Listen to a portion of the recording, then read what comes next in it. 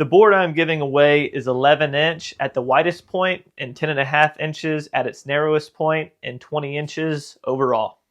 I have to get the bark off of each side, and then I send the board through my planer to get the board to about 3/4 of an inch in thickness.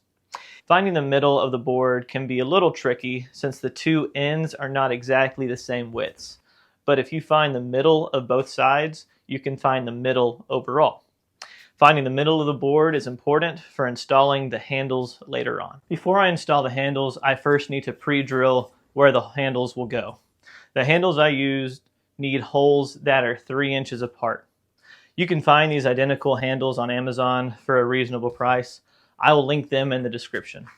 After I pre-drill the holes, I make sure the handles fit and then take them off until the final step. After I pre-drill the holes, I put a chamfer on the end of the board to break the sharp edges. It also gives the board a nicer look, in my opinion. There were some rotten knots in the board, so I had to take care of that. I used a pick to get as much rot out as possible, and then I drilled a hole over the knot that would allow a cedar plug to go into the hole.